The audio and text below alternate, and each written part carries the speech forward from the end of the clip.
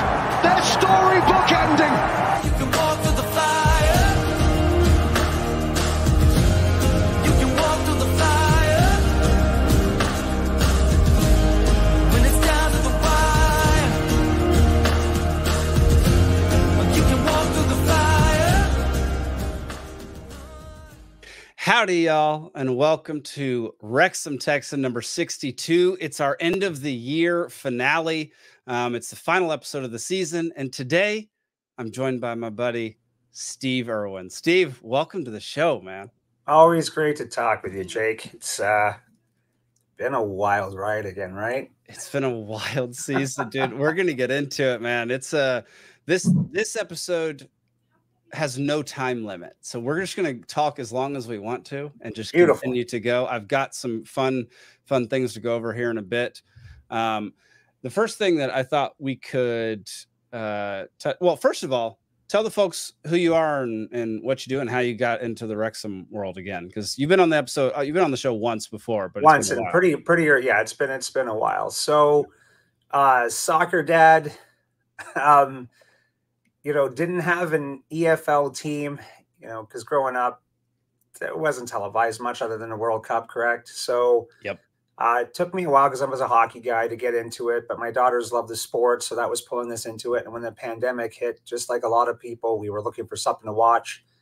And my wife and I were, we've got disgusting senses of humor, so we loved Always Sunny. And being Canadian, Ryan Reynolds, he's one of our own, loved him too. So when she brought up, you know, that they were buying the English League Football Club, I went, what, is this a gimmick? You know, so I had to check it out. And when you saw the sincerity behind it, you know, It drew you in. And then that was it. Like, I didn't have a team. I didn't jump on a bandwagon. I said this previously. I said, if I jumped on a bandwagon, it was the worst one to jump on. They're in the National League. So people want to make fun of the Disney bandwagon. Go right ahead. Right. So, and the thing is, you know, about people criticizing, you know, newer fans like us, we could have bailed after the first year they lost. They just lost. You could have walked away from it. Yep. Could have went easily and said, hey, I want to check out this Man City's team. They seem pretty good. But, you know, it was about the community at that point, about the players, and we knew, you just felt they had to go up, right? So that's what drew me in. And then now, fast forward a couple of years later, good friends with my guys at the Lager Club, Jim Steele, Steve Jones. I chat with them a couple of times per week. I'm in every type of forum you can for Wrexham. My wife will be the first one to say I never just dabble a foot in. I just totally, I throw it all at it, right? Yeah, so, you go all in, man. That's the best way to, like, people who just like stick one toe in just to see how the water feels. No, you got to dive into the deep end and just go for it. You know? Yeah, that's exactly it. And that's, well, you're not seeing all of it there. You are seeing a sign ball from the team in the 90s. You know, you're seeing some of the memorabilia stuff. You know, now it's a lot of me finding about the Rexam Legends, going back to old matches to really pull myself in about the history of this team. And I'm sorry, when it's, you know, 160 plus years old, there's a lot of history to pull from, right? So, so love this organization. But what was awesome, I don't want to ruin it for people, was recapping the season with Welcome to Wrexham coming out and then going right back to that first loss. And actually, Jake, I was at that San Diego game when I saw Mullen go down. Yeah. And watching the first episode, and you can see him getting cyanosis on his lips and just panicked and trying to breathe. That hit me. Like, I was there and I was concerned, you know, but had I been on that field, you would have been seeing me screaming for get the ambulance out. Like, you got to get this going, because that's not good. You know, so, you know, bringing it all back in, like just watching that again gave me chills, right? You know, was there watching that, and what a way to start the season without your star striker. You get just hung out on your first match like that. was not a pretty first loss that we had. Yeah, no kidding, man. Like that's crazy. One of our watchers over on Instagram, I can't show Instagram comments on here for some reason, but Wrexham AFC Brazil was in San Diego as well. Oh, what? Okay. You know, I love this community. Like I'm telling you right now, if I had an extra 3 days in San Diego, just with a chance to speak to other fans, you know, and other people from Wrexham, like that was, besides watching the boys on the pitch, you know, that's what we were there for, but was the community, right? So if anybody want to know what really pulled me in, going to one of those matches, just feeling that energy. We were playing Man U and we had more Wrexham fans there than they had Man U. Yeah. Grab your head around that.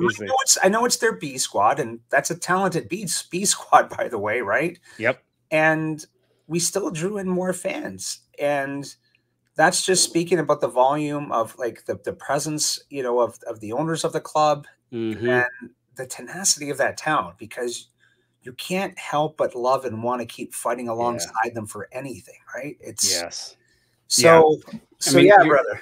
Yeah, you're so right. Like it was the town during the documentary that got me so hooked, because like, you know, players are going to come and go, as we're going to get to here in a little while. Like players are going to come and go, and you're going to have some heartbreak with that. But like, it's the people in the town who are going to be there for decades, who love this team. Those are the people who I connected with the most. Yeah. You know, it's like, I understand the pain of not winning for a very long time, since I'm a Texas A&M fan, because we just suck at everything. But like, I could see that in their eyes, and like know that all they wanted was to get back into the league, to climb that ladder again. And then, you know, it is the story of the town itself, right? Yeah.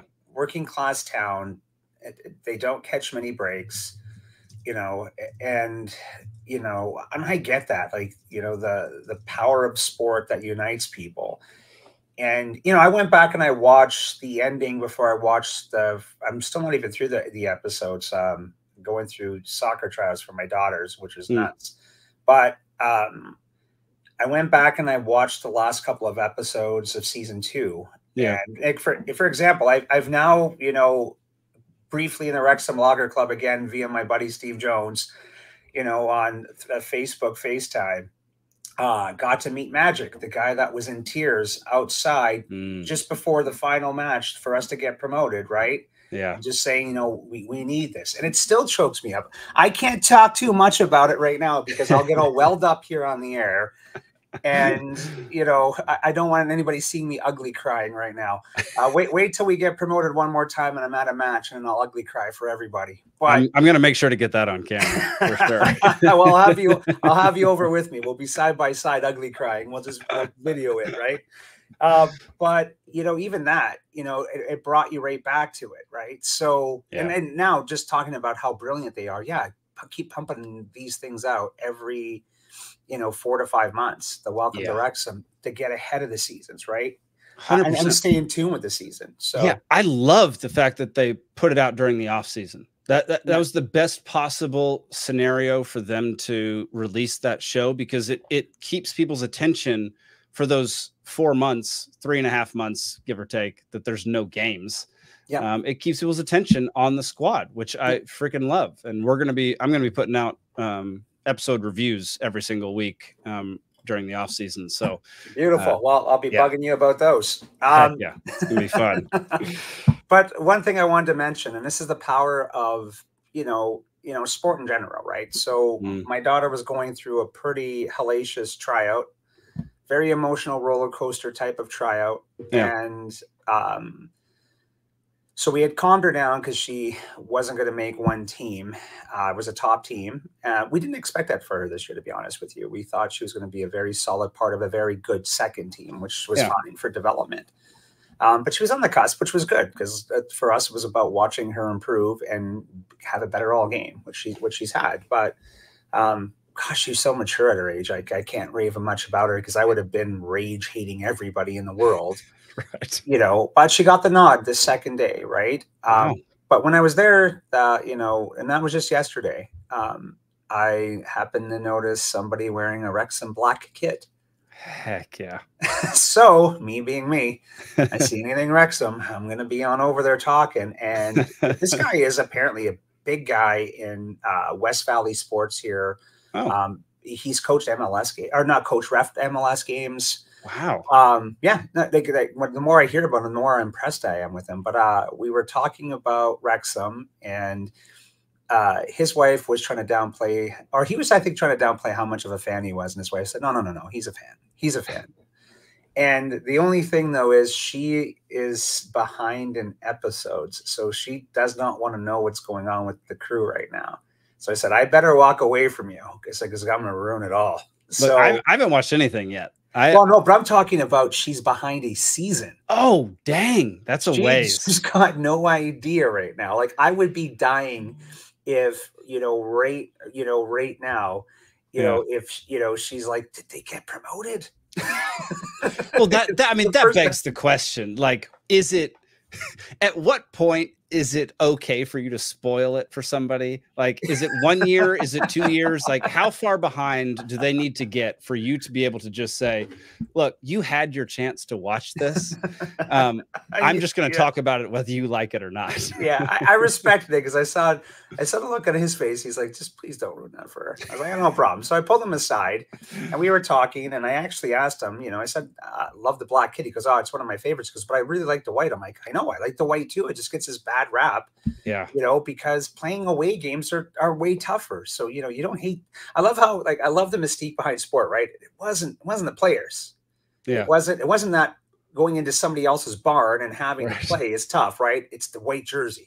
It's the jersey. You don't want to blame the players. You don't want to blame the players. You love the players. You want to find every excuse for them. but here's the funny part, though, Jake, is the people that were blaming Parky, right? Because we had all the Parky out crowd. You're like, oh, calm down. We'll get to that stuff too. But yeah. So I was talking to him for a bit longer and then going over everything, and he was just wowed by all this stuff. I was telling him how involved I'm now with people in Wrexham and the team, how into it I am. And he just said, oh gosh, I really, really wanted a white kit. I said, really? What size you take? And he goes, double XL. I said, well, good news for you is I'm still a little too chunky for my frame. I'm like, I was hoping to fit into that this year. I said, but I got an extra one. It's still in its wrapper. And he looked at me and said, how much do you want? I'm like, shut up. Don't even worry about it. Yeah. Just put it on, be proud, and then, at some point pass it along the line. Just keep cheering on these boys and building this community. Yeah. And now he's part of our we've got a WhatsApp group, the Wrexham Superfan group, and then our local Phoenix one too. So nice. So hoping to pull somebody else in even deeper. And this is a busy guy. He coaches 2 high-level soccer teams in the West Valley, referees, has a full-time job, has his kids in competitive soccer, so gosh, I complain sometimes. I can't imagine what that guy's going through. No kidding. And okay, for those out there who don't know, so I met Steve. Basically, he reached out through this podcast, and the first conversation we had, it was just on the phone for 3 hours. We just immediately talked for a very long time. Yeah. And by the way, Jake, hate to cut you off on this, my wife's not shocked by that because that guy for the Wrexham thing that I found, if you're passionate about something, you're a good person and you're into it, I will, you can tell, talk your ear off. Well, man, you are so generous. Steve sent me a whole care package of Wrexham stuff, extra stuff that he had, including a flag, some signed memorabilia. It was unbelievable. And apparently he's sending me something else now, which is just crazy. Yeah. Newspaper promotion, buddy. It's something amazing. Like that, right? You go back and you look at a couple years later, and it's just like the power of music and song, right? Mm-hmm. A song can snap you back instantly to a really great time in your life or a horrible period in your life. Yes. And just looking at that stuff at times, looking at that newspaper, it's going to bring back, and again, we'll dive into it a bit here. Me in the hotel room, I was messaging you about that win, and my buddy Jim in Tucson. I'm in Prescott, Arizona for a soccer tournament. My daughter doesn't play till 11. I'm in the bed, lights off, staring at the screen, trying to be quiet, and we're blowing up Forest Green. Yeah. No parking of the bus that day, baby. We blew them up. That was like a double emphatic, and the Wrexhamites will love this. That was just a 2-finger. There you go. We owned that game. And that was the way to leave it off, saying, "Oh no, we didn't squeak by on this. We went by." There it is. There it is.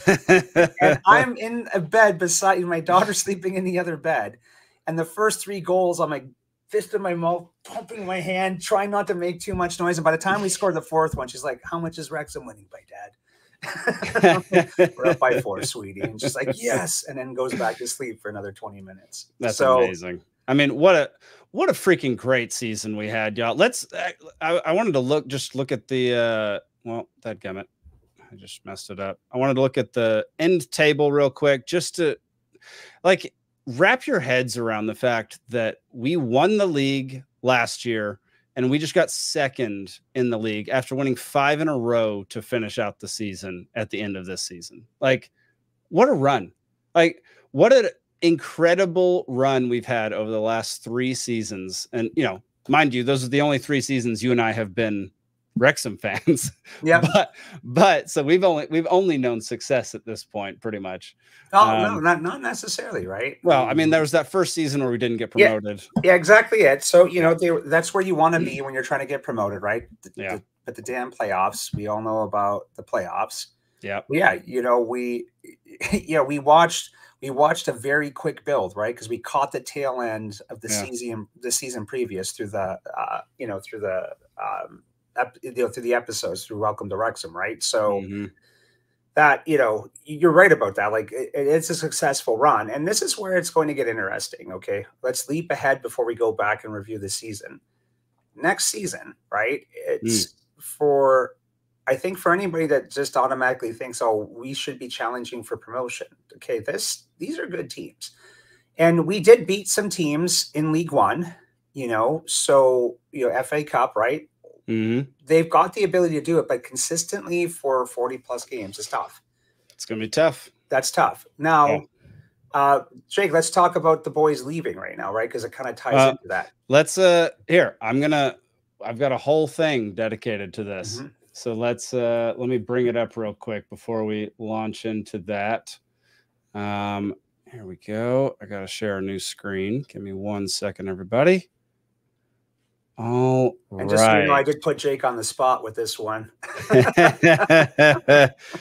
All right. So what I have is we're going to talk about the folks who are getting released. For those who don't know, I'm sure everybody knows at this point, but it's Rob Layton, Owen Cushion, who I've never seen play, Luke Young, Ben Tozer, Dan Davis, Jordan Tunnicliffe, Cal McFadden, and Aaron Hayden. So those are the 8 players that will not be joining us for next season and beyond.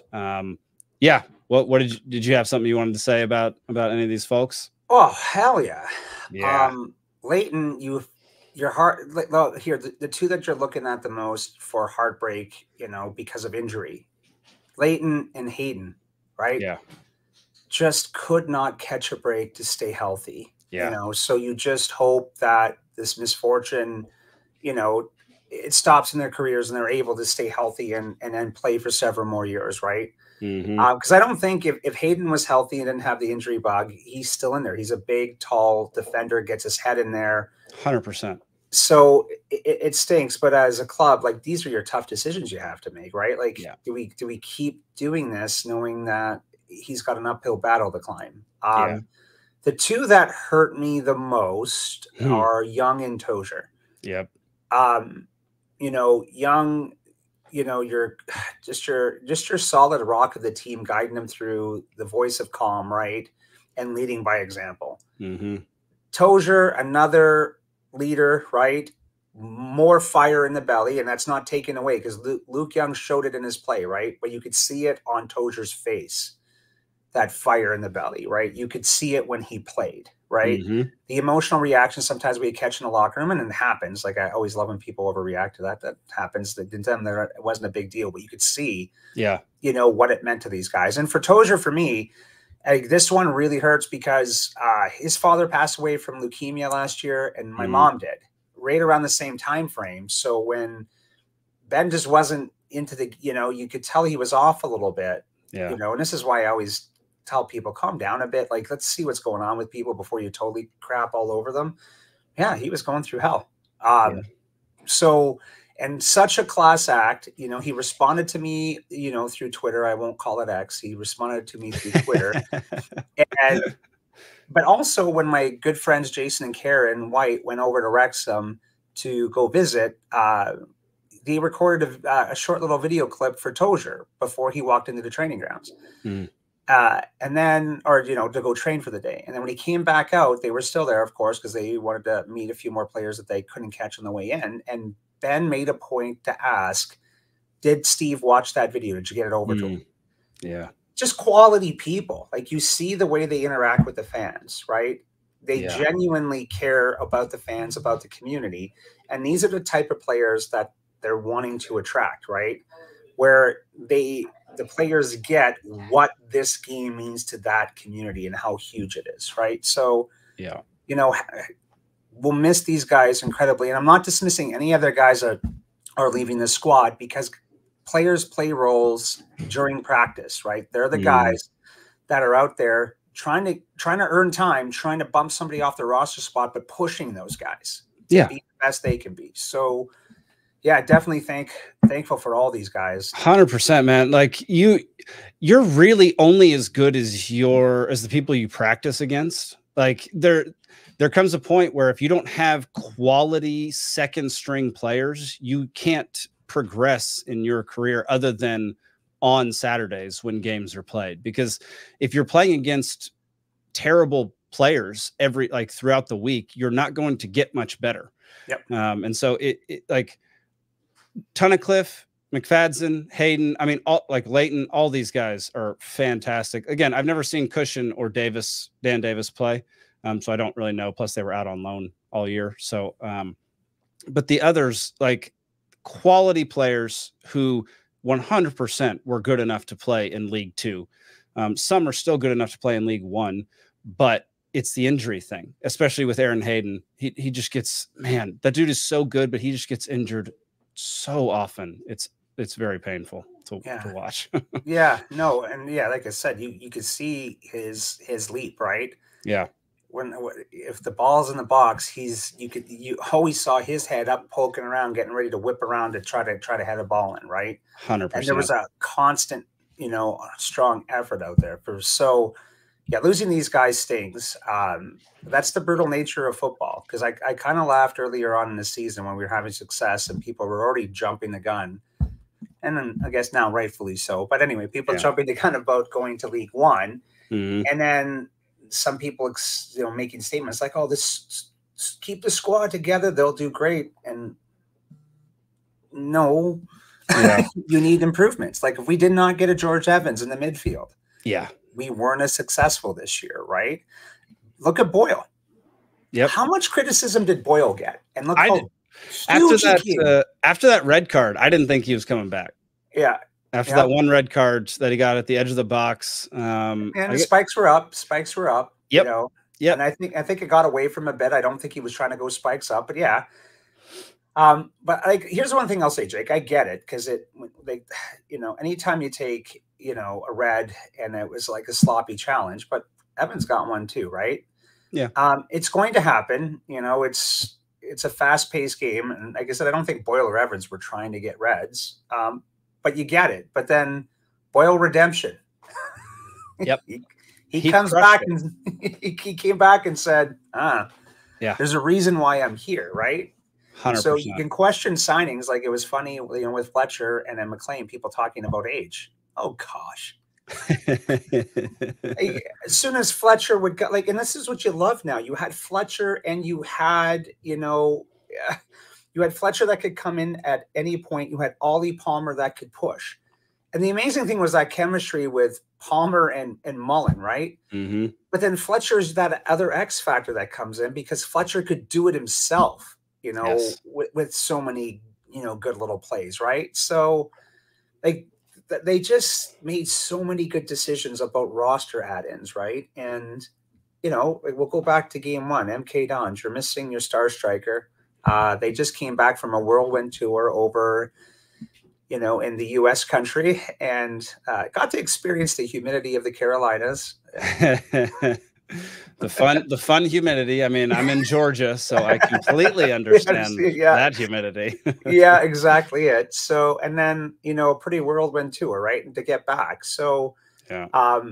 So I didn't expect the MK Dons result. Like, I honestly thought they'd still be riding that high, but I hadn't accounted for the travel that was going to be involved with the US tour, right? So they're professionals. They've got to respond, right? But that is grueling. Like, if I go on a week, you know, even a weekend trip in a plane, the next 2 days, I get home, I'm a write-off. So I can imagine what these guys went through.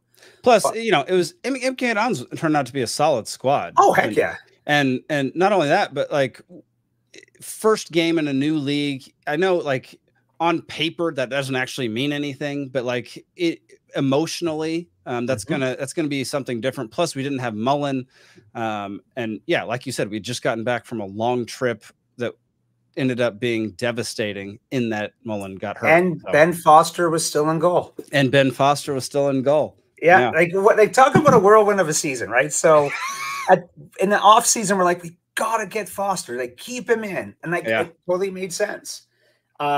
I, being a former keeper, because you'll go back and you'll hear this, like, I was ice hockey, which is, you can compare them. Like, yeah, I got more padding, but I got a puck ripping at me that hurts every time it hits you. You know, but these guys in these ginormous goals with these amazing leaps and challenges with padded hands, that's all they've got, is impressive, right?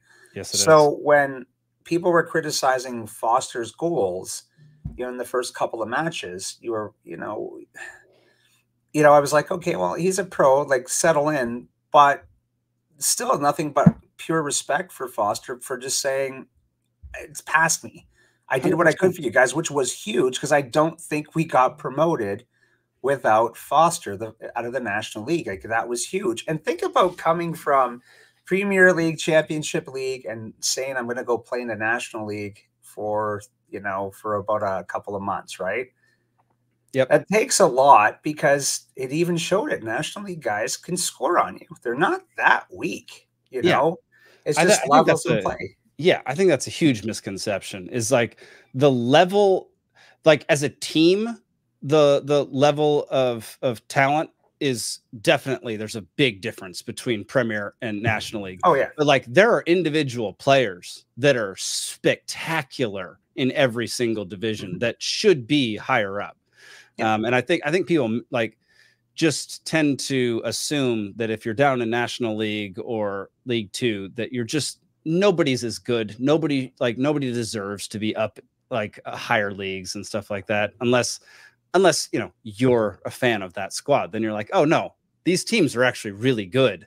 And they don't get the credit they deserve. And yeah, kudos to Ben, because admitting that and having the humility to be like, this is it for me. I can't ruin Wrexham's season by sticking around, and not being able to perform how I was last year. That takes some guts, man. Like, that is a huge thing. That just proves, that's once again proving that Parkey knows how to sign players. Well, yeah, now let's talk about the big addition, right? King Arthur. And the only king that McLean and Mullen will accept. There we go. Back in the goal. Yeah. Right? Like, he was outstanding this year. Outstanding. Yeah. And even, you know, you can count on your hand the amount of gaffes he had. One hand, right? I think 3. Like, maybe 3 plays I went, yeah. But it happens. It's the judgment calls right during a game. And I would not, like, you know, like, you ask any Wrexham fan right now, got to sign Okonkwo. We've got to sign Okonkwo. Got to sign Okonkwo. We absolutely need him. I think it's coming. That's my own gut instinct here. And I think they've already got their eyes on other pieces going for next season, right? Yeah. But so, Jake, so we'll go to, you know, back to this, right? So we get spanked by the MK Dons, right? That one stung a bit. You know, then we go and we play Wigan in the EFL Cup, right? Yep. Get a win there, right? All right. Now we're back to league play again, and people are panicking again, right? Because we get a draw against Wimbledon. you know, we get the panic coming in because I remember this clearly. Everybody getting antsy. I'm like, oh, it's okay. They're finding their feet. It's a long season. I wasn't panicked at that point, right? But you're on social media as much as I am, so the panic started. Next match versus Walsall, boys look good, right? Yeah.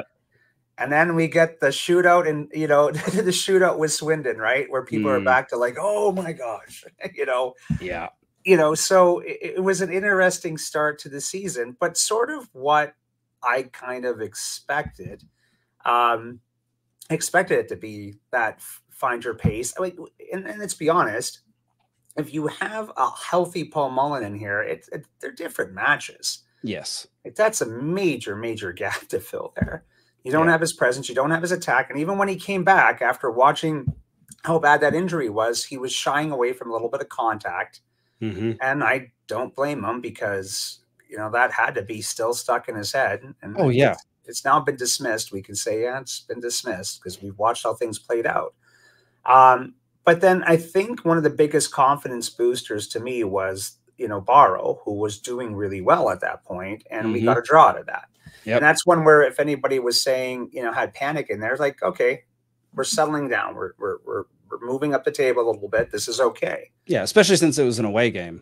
Yeah, exactly it. And, you know, after that, we start going on a tear until we hit Stockport. Yeah. And then Stockport gave us a spanking. But that's, again, a reassessment game. And what I tend to like, you know, from Wrexham when this would happen, you know, is they would come back and respond really well the next game. To me, that was the big thing. They would have a knock and they would come back hard and they would get a draw. They would get a win, you know, like, you know, Crew, another good team this year. Very solid team. 3-3 draw and we had a red. Yeah. Okay. It's very impressive. We beat Crawley Town. No, not as good, right? But we beat them with a red. Right. Yeah. I mean, we did have to depend on Fletcher scoring in the 95th minute against Crew. Yeah, but that's okay. That's Wrexham, right? That's when I gave them the nickname the Cardiac Reds, because they do this to you all the stinking time. Those guys, like, they really do. They really do. And the thing is now, like, you got to admit this, Jake. If we're down by a goal in the 94th minute and there's only 95 minutes of, you know, the extra 5 minutes of time, right? You're still expecting them to score. Like, you're all out expecting them to go get you a goal, right? 100%. It's a full-on expectation now. Like, no, this is what you guys do. Yeah. So go do it. While we're cussing you out politely from the other end. Like, why are you doing this to us again, boys? 100%.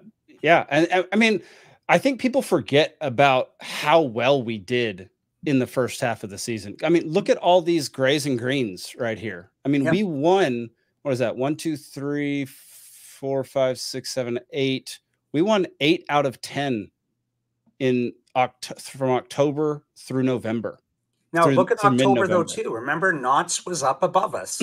They were ranked higher than us. Yes, they were. And we went out and, you know, the revenge match, whatever you wanted to call it, from the season before, we got that win. And then you're right. You start looking in November. This is when things were looking like, you know, great, you know? So yeah, it was at that point, you know, about mid-November, I'm like, they found their footing, you know, and Mullen's still not 100% at that point, but they found their footing. Yeah. And then we're inspired by Evans. We're inspired by the play of, you know, of McLean. Like, how I love that son of a bitch, because that's the only way you can describe that guy, right? He's a crazy Irish. Oh, dude. I just love him. I love him, and then I completely understand how all opposing teams hate his guts. Oh gosh, they all have it. It doesn't matter, you know, what sport it is. You want that guy on your team, and when he's not in your team, you're like, oh, I gotta play him. Come on, right? So it was like, you know, that's where it really hit home to me. Like, yeah, these guys know what they're doing, right? You know, with the addition, when we saw McLean come in, you know, instantly all of us just start jumping onto old highlights, right? Yeah. Of looking him playing for the Irish national team, looking how he played. And I was like, okay, there's your 100% talented sandpaper. Yeah. You know, and to speak volumes about his ability, because Jake, remember, we were going on that losing skid And, you know, we were like, something's got to give. Evans was out with the injury. We had a few other guys that were out. I think we had Reds at the time too, so that didn't help. Or no, yellow card penalty issues, right? Where guys were having to miss a match. Yeah, these things were going on, and you know, the only question I had for Parky is, it's not working right now. How is he going to adjust? Right? Because I said that to you. Like, I don't think Parky's out, but he's got to make an adjustment here. And he proceeded to. And McLean to fill the role in midfield, and then boom, we're winning again. And then once you got Evans back, once our midfield was a little bit more stable, then there was no problems. Like by that point, we hit the lull in our season, and I think we hit that lull at the perfect time because there was lots of time left for these guys to respond. I agree. And just brilliance towards the end, because you already pointed it out. Like, they finished hard. And here's one thing that's interesting, going back to my buddy Jason White, you know, because he was looking at the end of the season table going, we're basically playing midfield level teams or mid-table teams, and then ones at the very bottom. I'm like, the bottom ones are the ones that scare you the most. They don't want to get relegated. So they're the ones that will play you extra hard. They're the ones that will make that extra hard tackle because they're fighting to not get relegated. So those are the ones that I worried about, you know, like I'm almost like, and you see it with these boys, they play a top level team towards the end of the season and they're playing unbelievable football. Yeah. But like the Forest Green 1-0 loss, you couldn't get mad at it because Forest Green got their lead and just wouldn't give us a look. We couldn't get a look. They just shut us down defensively. Yeah. So Parky made his adjustments, got us over that hump, and then the boys just took over. Like they got the squad back where it needed to be, and then that was it. And you know what was interesting? Like during that time, I remember like countless tweets, countless people posting, many texts between me and some friends, including you, talking about how, like, I personally just thought, please put in Palmer and Mullen together. Just please please, Parky, do this. And then he finally did it. And it was a situation like, I don't think it happens all the time. And I don't think fans actually know more than any given manager. Oh, but it was a moment where it was like so many fans were correct in thinking that Palmer and Mullen needed to be on the field together. Because there's something in that special sauce that they have together where they feed off each other. They understand where they're going at any given time. It's a beautiful thing. And it just made me so happy to have them back on the pitch together. And to think, so here's the thing though, Jake, like we could see it, right? But that means there was something not right in there somewhere. There was maybe a lagging injury, maybe something was going on in one of, I would say more on Ollie's side of stuff, but maybe, maybe Fletcher was just showing more in practice. Like these are the things, with Mullen. Yeah. So these are things we don't get, but you are right. When he made the decision to go ahead and do that, something had to have changed, right? Not dramatically, but something had to change to give Parky that, okay, let's get this going again. And then there it was, right? Right. It just unfolded, and then you had him in. It was very rare you didn't see Palmer starting after that. So, you can also just look at it like when Fletcher came in, something special happened. Like there was always something he was doing. Like he would just make a play out of nothing sometimes. Like it's almost to me like this year, because some people were saying, like they thought Elliot Lee's game dropped off. I'm like, it never dropped off. Other people just stepped up, so he didn't have to step up all the time. Yes. And like next year, I think it's going to improve for Lee. He's a solid player. And sometimes you just get snake bitten by goals. Like he was getting looks and they just a crossbar just wide, right? A deflection that, sometimes ends up in the back of the net and didn't go in this time, right? That happens. Yeah. But you had special players doing special things. You had a McLean on your team, right? Yeah. So again, Lee doesn't have to, he doesn't have to shoulder all that burden himself, right? So I think we had the right personnel that were put in place to get this over the edge. And even our late additions, right? They still really helped. like I think if they had joined our team early on in the season instead of late in the transfer window, I think they made a bigger impact, because it just again it takes a while to find that chemistry, is and again, like look at Palmer and Mullen, right?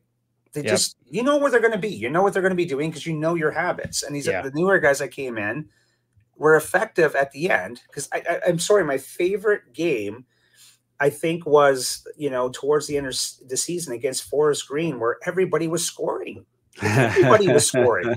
And towards the end, like the guys who were struggling to get goals this year, all of a sudden got goals. Yeah.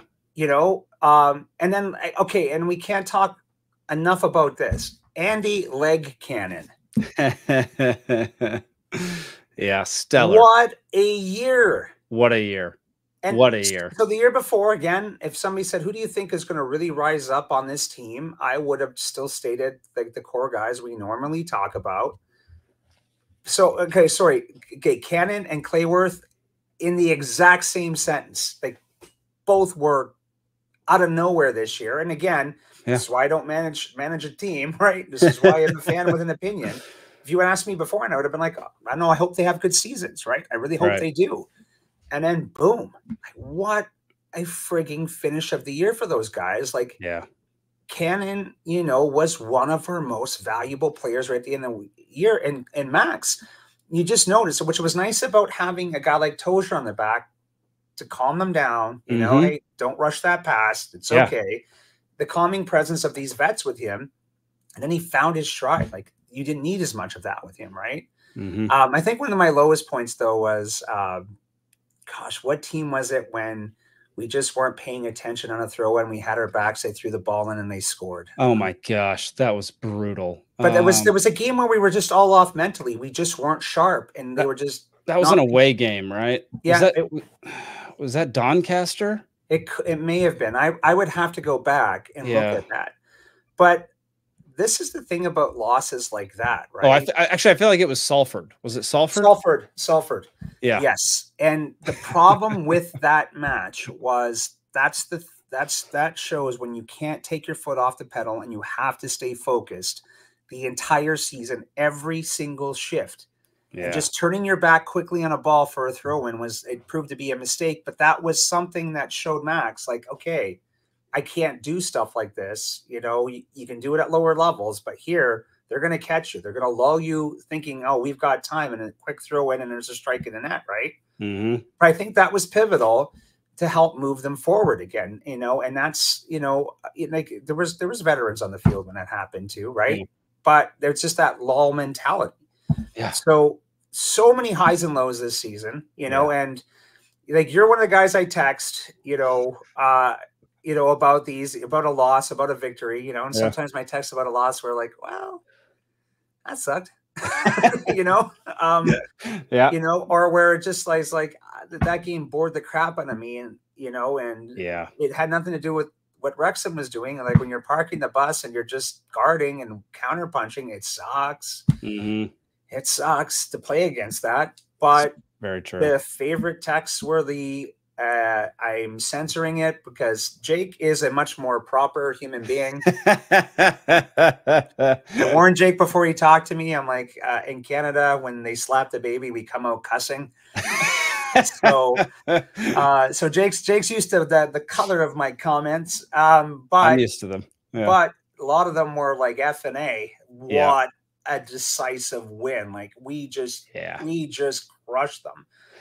And those were the games where you're like, it's not a fluke. That's when you could see the potential of this team. And now going into League One, good, solid foundations. Now we have to address a little bit more in the midfield. We got to get that. Let's get to that in a little while. A little bit. Okay. Yeah. We'll get to that in a bit. You see me, I'm all like, my brain just goes. You want to get there. One after another. we'll get there. Let's stay on this season for a minute. And let's help me pick some awards. You want to help me pick some awards? Oh, heck yeah. Here we go. All right. So this is our award stand right here. First up is Best Young Player, which is our future superstar to the young player who could lead us to the promised land. The nominees are Ryan Barnett, Jordan Davis, Luke Bolton, Arthur Okonkwo, and Max Cleworth. First Jake, thought. Jake, I don't like you for this right now. So we're gonna go third to first. Okay. So first of all, actually, we'll go to who's eliminated from contention first. Okay. So in this category, there'll be 2 folks eliminated, and I have my picks for who I think will be eliminated. Bolton Davis. Bolton Davis, you are correct. That's nothing against Jordan. Like Jordan, local boy, love that. Yes, he's in tight now, and this is the nice thing. He's young. He's young. Yep. So he's the oldest of this bunch, though. Which I know oldest of that bunch, but but still relative in age in football. He's young. Yep. So he has the ability to keep training, keep pushing himself to improve. So there you go. So those are the first 2, and then like I said with Bolton, Davis and Bolton. I like Bolton. I like Bolton. I like what he brings to the table. 100%. Just needs more time with our boys. 100%. And and like you said, like Davis is, I think, very underrated. Like, I don't know what goes on in practice. I don't know what Parkey sees, but I do know that every single goalie on the team has stated repeatedly that Jordan Davis has the hardest kick of anybody on the team by a long shot, which is, there's something to be said for that, considering he's also incredibly accurate. So I still do think he can be a very reliable, at least sub on our team for League One. No, and like I was saying, so even I know I'm equating 12-year-old soccer to men's pro soccer here, but for my daughter, you see people that have hard drive, they've got some natural talent, but it's that drive and work ethic, in my opinion, that account for a lot, because then they are going to do everything in their power to improve their play. Yeah. Like the kind of players coaches love, besides your natural athlete with the same attitude, right? Yeah. But like for Jordan, yes, I think it's up to him to really push himself to get to that, like whatever he has to do to get to that next level. And I believe he can get there. I do too. And I also think with Jordan, a huge part of this season for him was the fact that he finally was able to have a child. And I guarantee you that was at least somewhat distracting during much of the season. Yeah. Like my wife and I went through some of that, right? Yeah. And that is never anything that's easy to walk through. And to be honest with you, it's, as the father, when things like that are happening, it's tough on you, but it's, watching your spouse go through and feeling helpless for these things. Yeah. Because just like Paul Mullen will say, about talking about his son, it's, you want to blame yourself for these, for things that happen that are out of our control, again, the human nature aspect of things. But the relief of having a healthy baby that showed up on parade day. Yeah. Talk about an awesome, cap to all that too, right? Yes. Yeah. But 100%. And I think I'm not saying, like, I definitely do not want to give the impression that babies are a distraction and take you away from soccer. But, there is some of that going on. Like, you are 100% going to be distracted by the more important thing in your life. Heck yeah. So I guarantee you there was some of that going on. Like, I have complete faith in Jordan Davis. I think he is phenomenal. He's one of the fan favorites. Like, people love him. And sir, let me go on my tangent, Jay, because I think you're getting used to these things. Yeah. One of my favorite moments from Welcome to Wrexham season 2 was watching what the Ford family had to go through, and then coming back and the quick clip of his wife about who's going to score a goal. And Anthony steps in and rips a scream. Yeah. Like, to me right there, again, I watch that and I get teary-eyed, because as soon as I see her make that comment, I'm like, oh, lady, yes, you're about to. I would have loved if the camera would have panned on her, because I guarantee there had to have been tears in the eyes for that one. 100%. Just watching him come back, right? And then again, why do we love this? Because what a great story within the story, right? If anybody you want to root for, it's people like that, right? 100%. All right, sorry about that. There's my tangent. No worries. All right, so these three are interesting. to decide who gets first, second, and third, because Okonkwo and Cleworth didn't start nearly every game, but Barnett did. Barnett started most of the season, and it played in almost every single game. And then Cleworth, I mean, everybody knows Cleworth came through like no one's business. That dude ended up being a rock at the back. And Okonkwo, exact same scenario. Once he came in, he never left. It was his crease. It was his crease. Yeah. So the question is, who of these three gets the third slot? Okay. The thing here is what I'm going to say is with regards to Barnett, right? That guy got crapped on for no reason from some fans all season long. I never understood that. Yeah. No, but that's the thing is, neither did I. There's roles to play on the team. And giving him the goal of the year was correct, because that was a holy cow volley. And you know the expletives I wanted to put in there. What a rip, right? And so talk about something to build off of again, right? But here's what I'm going to say is, because mine comes down to impact. I think even though he played most of the matches, Barnett unfortunately is outshone by two young studs stepping in and just owning their positions fully, right? So so Barnett's the third for me. I agree. That was going to be my pick. He is going on up to number 3. He gets the third position, the bronze for future superstar. All right, then it comes down to these two, which I don't even know how you pick between these. That's what I said. So you threw that on the screen for me. I was like, oh, come on, dude. Like, this is just not fair. But here's the one thing I would say to you. If I was talking about an MVP of the team overall, Okonkwo has to be there.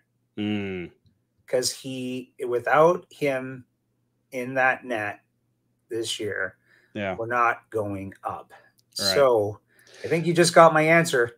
Well, okay, that's fair. That's fair. However, part of the title of this is the young player who could lead us to the promised land. So a downside with Okonkwo is we don't actually have him yet. You're right. We don't. Yeah, I see that. There. So, you kind of have to factor that in to this category. Okay, with that, and right now with Cleworth under contract. Yeah. Okay. I still think we're signing Arthur, though. I still think it's happening. I do too. I don't think they just know they can't let him go because, okay, so now you've got to go and get another keeper at this level, right? And you want to pull somebody of championship quality to the League One level. So they're going to overpay in one way or the other. So I'm still sticking to it because I have that belief. And I hope, Jake, I don't like saying this to people, but I hope in a month's time I get to come back and be like, I told you so. I really hope with all of my being I get to say, like, I knew this was going to happen. Okay. So I'm still saying the One King is still going #1 spot. All right. Let me. I wish we could give a tie. I wish we could give a tie. Yeah, we can't. Those are the rules are very strict. They're definitely not made up by me 10 minutes before this podcast. This entire time up until we started recording this, I was leaning towards Cleworth, but then I think you convinced me. I think you convinced me that Cleworth gets the #2 spot and Mr. Arthur Okonkwo gets the #1 spot. But so here's what I'm saying. Like, this is like, this doesn't matter in the grand scheme of things in life, right? Where I crack up these guys watch this, but like in this decision right here, like I get it. Like as a keeper, you need strong defense in front of you. You're nothing without your defense. Your defense is nothing without your keeper, right? Because it really defines the style that you can play. So I just like really, in all honesty, like I think Okonkwo came in and then took it over right away. Like he was solid. Yes. Max had some growing pains initially, still playing good soccer, but by the end, just, like when he recognizes an overload situation, they're building, and he gets himself over involved to push to get a good shot on it or get a goal. Yeah. Right. taking perfect angles on players coming back, right? And this physical aspect of the game. Mm. You know, he just turned 21. Yeah. So I get it. Like, I get it. But I'm telling you, we got that 1-2 punch going forward for the next 3 or 4 years. Yep. I'm good with that.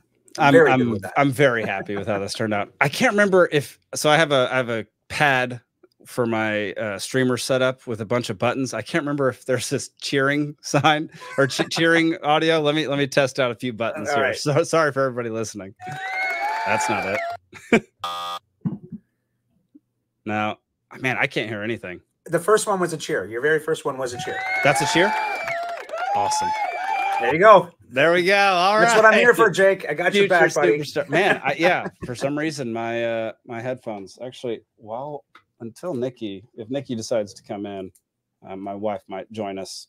If not, I'm going to go into, there we go. Now I can hear everything. There you go. All right. Hang on one second. Let me go back to this. There we go. I think I can hear you again. All good? Yeah, all good. There we go. All good. Beautiful. All right. Next category. That was Best Young Player. Mr. Arthur Okonkwo won the prize, followed up by Max Cleworth and Ryan Barnett. The next category is Most Impactful Player We'll Never See Again. Oh. So this is the player that is most impacted the team. I can't. Dude, like you're killing me right now because my earlier comments. I must have been reading this, saying my stuff, and you were in your head going, "Oh, Steve's gonna love the awards part of this show." That's exactly, dude. When you were talking about each one of these players earlier, I was like, "Oh, Steve's gonna just maybe cry during this section of the podcast." All right, first, I do think we can eliminate two. I'm going to say that right off the bat, because while I do think Aaron Hayden and Rob Layton had unbelievable impact on the squad, they were injured enough to where Luke Young and Ben Tozer overshadowed them. 100%. And like I said, like Layton with the curse, where was he injured twice at the exact same away game? 3 times, I think. 3 times. The exact same team, exact same pitch. Exact same time. That's crazy. Why would he ever play there again? Oh, I know. Like if I'm him, and like, look, and I'll say this with all respect to the people of this of the team that he played. I don't sincerely mean this, but if I was Layton and I won the lotto, I would buy that team to burn down that stadium and then rebuild it. That's so good. But and understandably, everybody joking around, but 3 times a serious injury that kept him out, right? That's crazy. Yeah. It's crazy. Okay, so between Layton and Hayden, who do you think gets that number 3 spot? Aaron, because he was I think he played more games. He was able to keep playing more through it, right? And then we still saw him this year being an impact when he was in there. Yeah, it also looks like he's dancing in this photo, which I really, really like. Where's your button for the dance music, dude? There we go. All right, so let's our number 2 spot goes to either Ben Tozer or Luke Young, but I mean, both of them are freaking brutal. It really pained. I told my wife this morning, who we released, and her expressions were priceless. Yeah, well, it was the same. So the business side of the sport always sucks, right? Yeah. It always just sucks. You can't replace good human beings with great leadership, right? Yeah. But when you see a young talent like Max come in, you got to roll with them, right? So you can understand why two of our defenders were let go. And now we're talking about the speed of the game going forward. It's about to outpace a lot of these guys. I wish I could go back in time and get a younger version of both Young and Tozer. Yeah. And a healthy version of Hayden, because then you don't release them. But yep, if you're going to make me pick between the two, just my heart says Tozier is number one, but Luke Young meant so much to this community and so much to the squad that Luke Young is the number one pick in this category. And Ben, I love you as a human being, buddy. You are awesome. But Luke, I could see the impact you had on everybody. You know, you're seeing big Luke Young tribute videos all over Wrexham popping out. Yep. So there it is. There it is. I agree with you. That was my pick. Luke Young wins most impactful player that we'll never see in a Wrexham. And Jake, just so you know, going forward in podcasts, I'm going to be like, are you going to be popping any of these type of things up to me anymore, buddy? So that, yeah, that's a fair question to ask before each of these.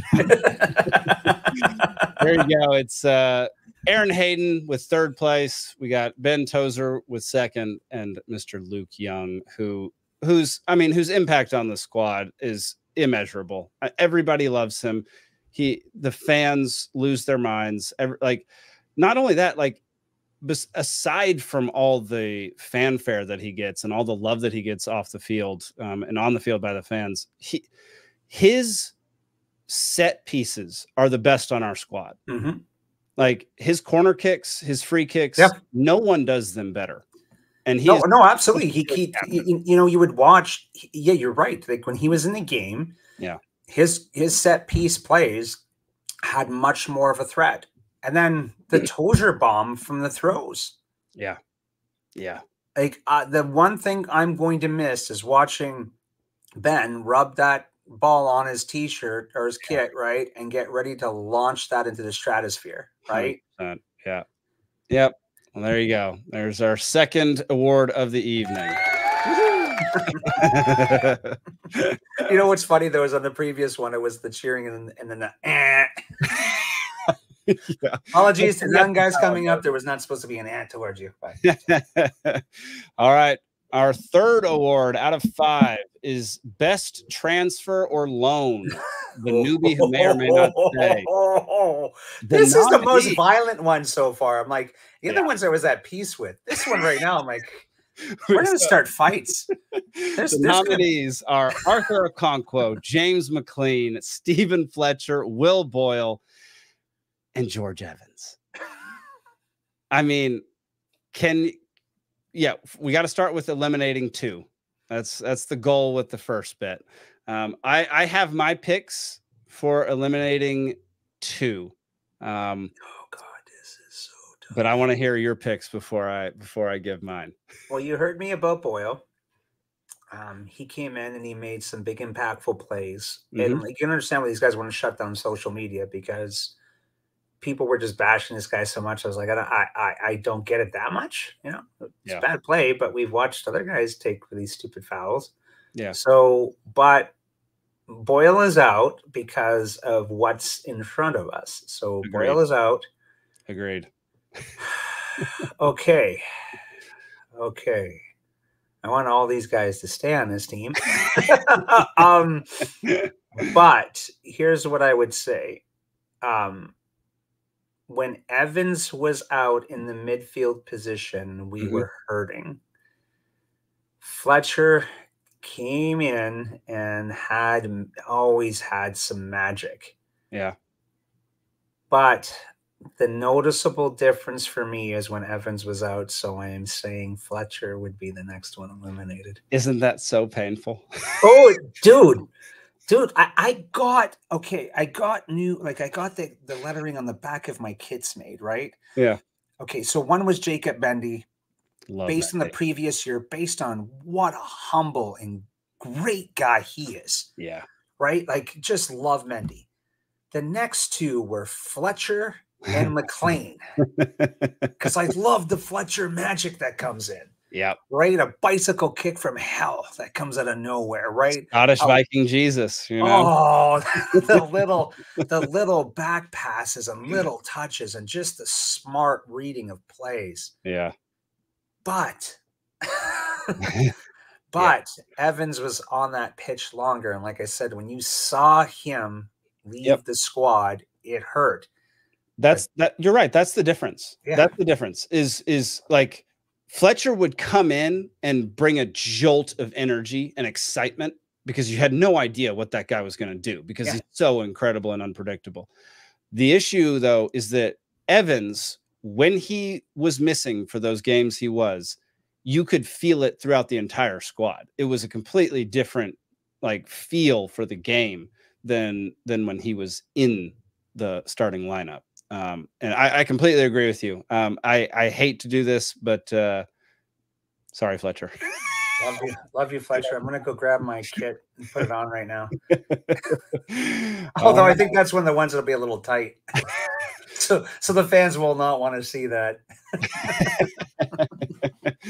So then it comes down to who is our transfer/loan player of the year, McLean or Okonkwo? Because that's a brutal decision. Okay, let's start with McLean. Okay, McLean played every game except the game that he got suspended for. That's exactly it, except for the yellows. And gave us a consistent player rating, gave us consistent production for the entirety of the season. And skill with sandpaper. Yeah. James McLean is the sand between your toes when you're walking on a warm beach. There we go. Right? So here I'm rolling with it, and I got keeper bias. McLean had a bigger impact overall, and that's not by much, because without Arthur and Nat, you've already heard me say that, we don't get promoted, but we don't get promoted without a McLean back there doing what he did every shift, not taking his foot off the pedal and pissing off the world. So Conco's second for me, and okay. But that's for me. I want to see what if they, I don't know if they give a year-long rating. Okay, so they gave Okonkwo got a 7.16 season-long rating.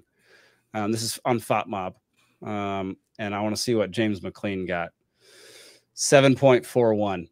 Which, look, you're only going to get really bad ratings as a goalie if you let in a bunch of goals, which Arthur obviously did not do. He was incredible.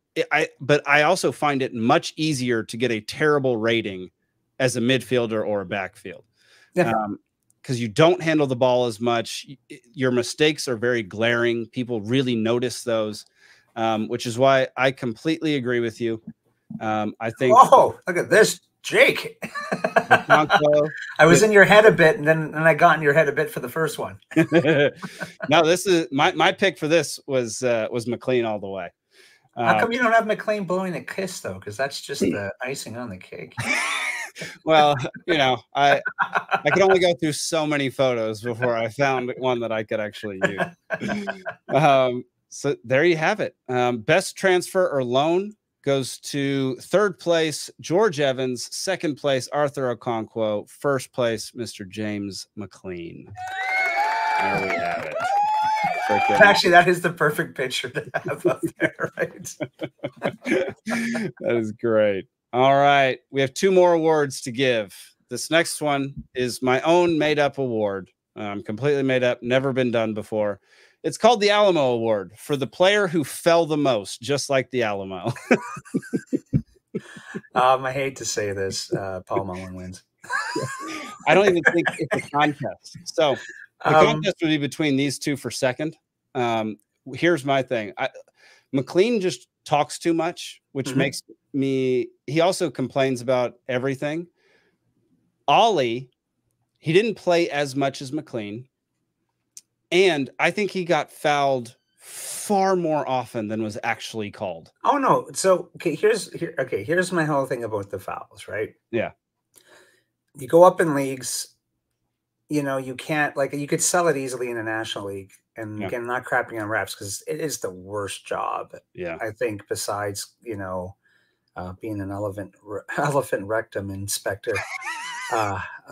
So refereeing sucks. But, you know, sometimes when the big man Ollie goes down a little easy, it's not hard to call. But sometimes like you could see it, like his shirt's getting tugged over his head.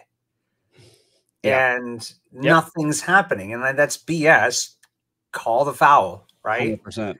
So for me, like I get Ollie a bit more in this, right? Yeah. But I love Mulls, but Mulls is dropping sometimes and there's nothing there because he wants that PK call. Yep. Oh, it's 100% Mullen. It's not even a contest. I only put the other two there to have a second. Yeah, I'm about to say, yeah, you have to have something else there. And like, I love Mullen, but you heard me say that earlier this year. Like, dude, stand your feet a little bit more. I got to make him bigger. There we go. You got to make him ginormous. You know, it's a bit of a crack up, right? Because you've heard me say that. I said to multiple people, like, oh, come on, Mulls, just stay on your feet. Yeah. If you try to sell every call, you're going to get no calls when it's actually warranted. So if it's on the cusp, if you do get knocked down, just don't get me wrong. If you're going at a high speed and somebody clips you a little bit, it's going to send you flying. But don't look for the call. Some of those bounce up, right? 100%. And he's a competitor, so I couldn't dream to be at his level of a football player, right? Right. But I completely agree. The one statement that you made is what I've said repeatedly. If you try to get every call, you're going to end up getting none because no one's going to believe you anymore. Yep. That's literally it. And to be fair, his falling went down in the last quarter of the season. So he stopped doing this as much, but he still racked up so many falls during the first 3 quarters of the season that he would have won this award if we'd played for 3 more seasons. The beginning of the year, you're right. Because, now reflecting back, I wasn't making that comment later in the year, right? Like, it just wasn't there. Yeah. And again, in Mullen's defense, because I always feel the need to defend these guys, coming off that brutal injury, your confidence not being there 100%, you're just looking for whatever edge you can get, right? And you can't blame them, man, because in a friendly, that was not even a red card. They should have invented a new card because 3 broken ribs and a punctured lung is not a red. Right. Right. What? And I know it's a friendly. That referee must have been sitting there going, oh God, these guys have put me in a hellish position. It's a friendly, so you don't want a team to be down. Yep. But that was a red card. That's the red of all reds. So there you have it. Mullen gets the Alamo Award, and just so y'all know, I will be sending a little Alamo Award trophy to the club, and hopefully it will get in the hands of Mullen. I have a feeling that there'll be a nice response back on that one. I'm going to try to include a very kind note. Please send that. Can you please send that after I make my visit to Wrexham so he doesn't bring that and shove it up my arse? We'll see. I can't promise. Actually, you want video of that. So, all right. Our final award of the season is called Texan of the Year. For a while, I was doing Texan of the Match, but it got to be a little too much because I was always in a different place when I was watching the matches, so I couldn't always get on Photoshop and start working on stuff. So Texan of the Year is exemplified by someone who shows tremendous grit, rebelliousness, loyalty, flair, and has that cowboy quality. And our 5 nominees are Paul Mullen, James McLean, Stephen Fletcher, Andy Cannon, and Elliot Lee. These are the nominees. Based on those criteria, Steve, who would you think would be the 2 that would be eliminated from the nominee competition? Mulls and Fletcher. Mulls and Fletcher. Okay. I definitely agree with you on Mullen. I know. I knew the Viking one was tough because, again, I love that. Viking Jesus. I think I'm waffling between Lee and Fletcher because Fletcher has a ton of grit, has, I think, the cowboy quality, has plenty of loyalty. He doesn't have as much of the rebelliousness as Fletcher or McLean, and he doesn't have as much flair as Fletcher, I would say. And then sometimes Cannon, although he does have some good flair. Yeah, there is. And he so plays when I'm looking at this again, it's okay. Yeah. Elliot Lee, like I said again this season, right? He's the player's player, and you don't get to hear it. Now, I don't want to ruin stuff for you, Jake. How much of Welcome to Wrexham season 3 have you watched? None. Okay, well, I'm gonna ruin one small little portion for you. Okay, it's gonna be one small portion. Second match of the season, I think it was, because I haven't watched it all the way through yet. You hear Elliot Lee going into the locker room at halftime, F-bomb after F-bomb after F-bomb. Oh, dang. Oh, gosh. If he was Canadian, I would say run for prime minister because you impressed me. So Elliot Lee is that spark that drives that field. Like, he is just the running engine out there. And like I said, this year, he didn't have to have the goal total that he had the season before, because you had these additions and you had somebody like Cannon who really stepped up. Elliot Lee's, in my opinion, like, yeah, he wants to get goals. All these guys want to get goals. Yeah. But Elliot Lee knew he had to get balls to people. He had to keep the ball in their end. He had to press. He had to work his ass off. For just the sheer amount of running that man had to do alone. That's why I said he bumps Fletcher, because Elliot Lee, how often did Elliot Lee come off the pitch? Like almost never. How many games did Elliot Lee miss? None. All right. So, okay. So you're talking about Cowboy, and a lot of times with Cowboy, it's about the work, right? Yep. So there's your 100%. workhorse right there. The workhorse of the team. If you wanted that award, Elliot Lee, hands down. Oh, yeah. Hands down, because gosh, that guy and those friggin' massive quads that are the size of my chest, barreling through and then going after people, right? Now, like I said, Jake, I don't want to influence the heck out of you, because if you're like, you give great things for Fletcher, it's just playing time in my thing, right? Yeah, and that totally makes sense. And having to bring that for 95, 100 minutes a game, right? Now, this is the part that I'm going to love, is because of the other parts of this, right? And after, I'm just telling you, go watch that quick clip of Lee. Okay. Yeah, it was good. And then I laughed at the people like, I'm so disappointed in him. I'm like, I'm so much more in love with this man. Way to go. And that's the stuff you don't get to see, right? Because people are worried about their images. But like this guy came here because he knew he could make such an impact on his team, and he did not want to look like that. He did not want to represent like the guys going out with the effort they were coming out with that way.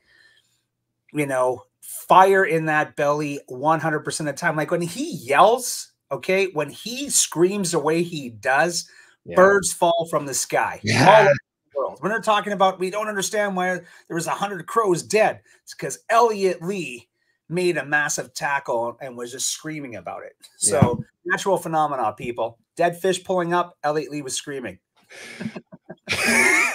All right, let's actually go through. So of the category of grit,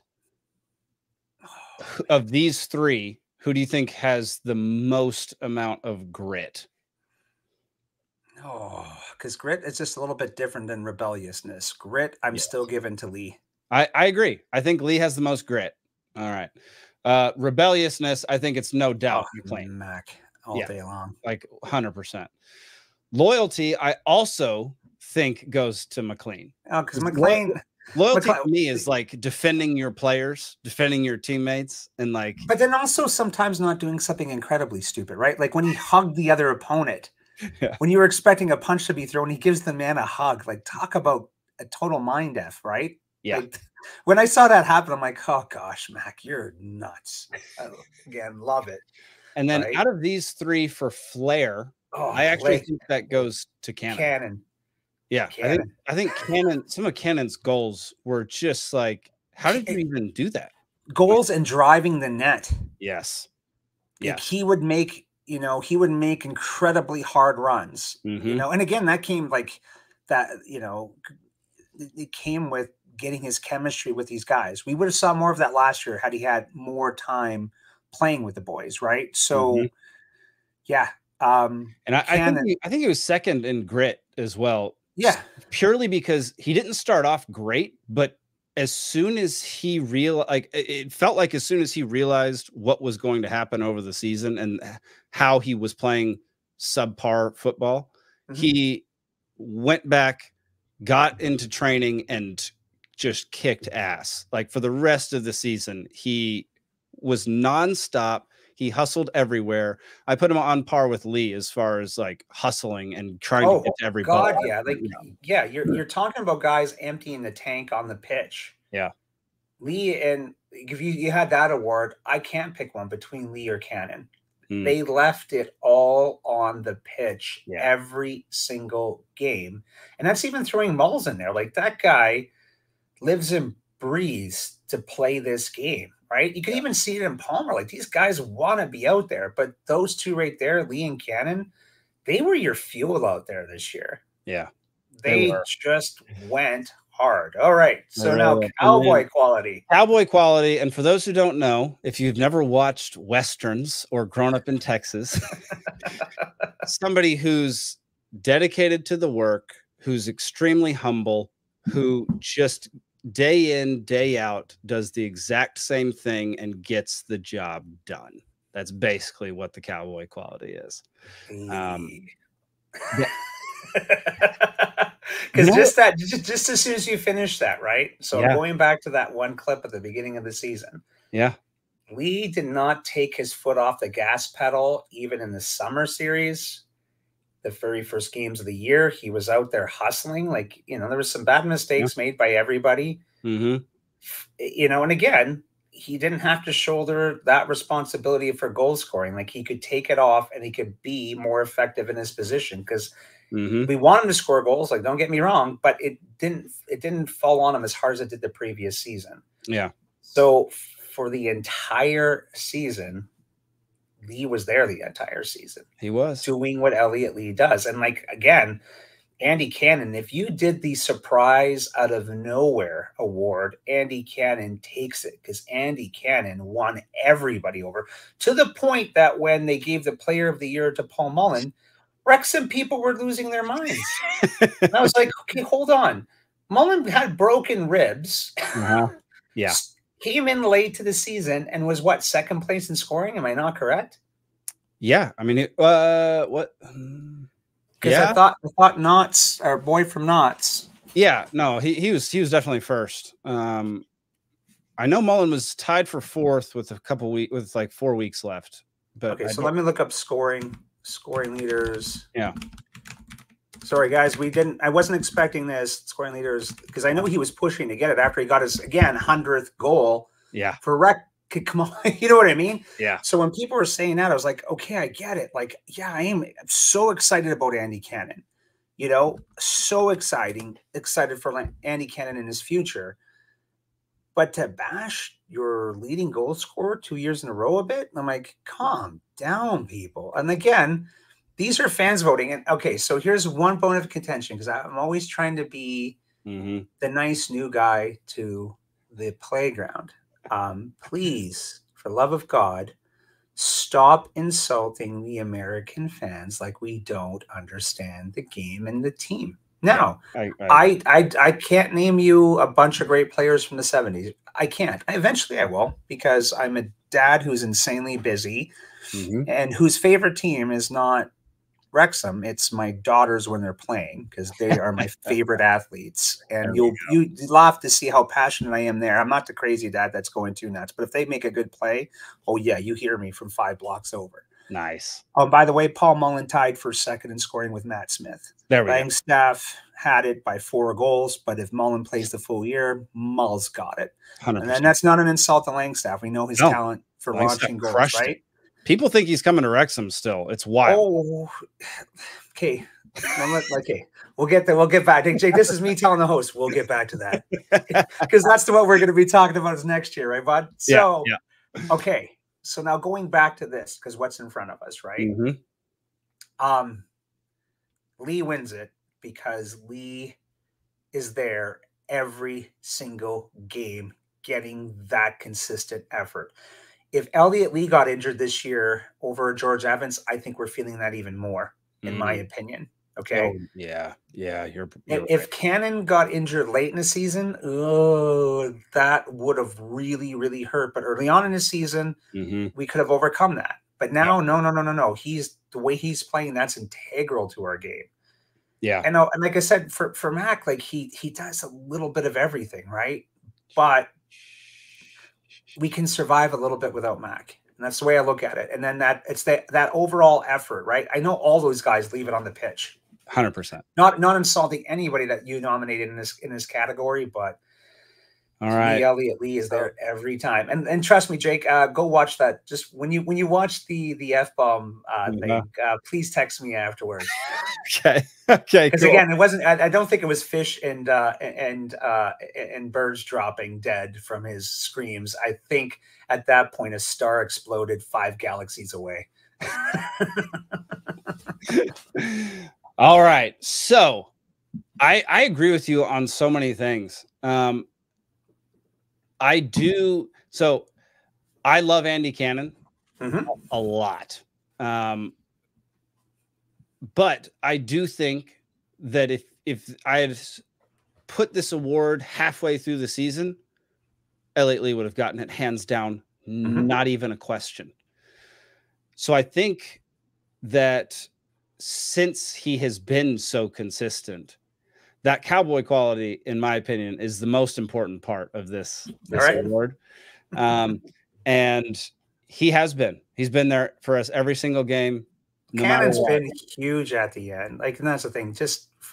Look, I get it. He's been massive at the end. Without it's a team sport, right? So it's easy for me to make a statement like, without Cannon, we don't get promoted. Yep. But yeah, if Cannon got injured, we were scared. Like, dude, if you put Cannon first, I would have got it. There he goes. Like, a few more birds just dropped, and not even a sound came out of his mouth.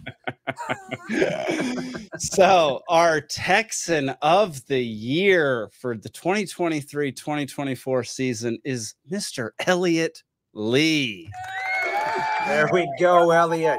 And look at that, Elliot. I'm lobbying, and these guys are going to be like, I need Steve as a part of my agent because he makes some compelling statements.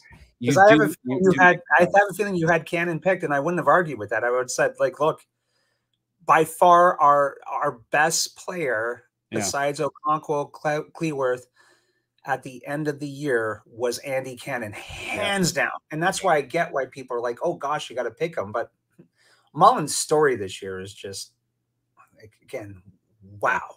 Yeah. Wow. Yeah. And again, y'all, for anybody, this is our big award. So I don't give out player of the season. Every other podcast, and including the team, does that. So I don't need to do that. Everybody has their picks on that. This is for Texan of the year, which is, in my opinion, a far more important award. Zero bias, right? So no bias. If I threw out the Canadian of the Year award, it would have to be most F-bombs dropped in the season.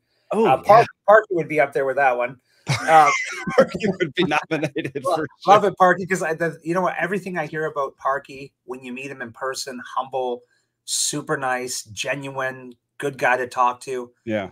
But I just love it that as soon as that game's being played, it's fire, pure fire. Yeah. So yeah, maybe I'll come up with my Canadian of the Year award for these guys. No, I love it. I think Ryan Reynolds would get a kick out of my criteria by the time I got down with it. So, but yeah, great thing. You caught me off guard with this, Jake. And like I said, anybody watching can see how uncomfortable I got immediately when you put these guys up against each other. I was like, oh, you son of a bee. I didn't know this was coming.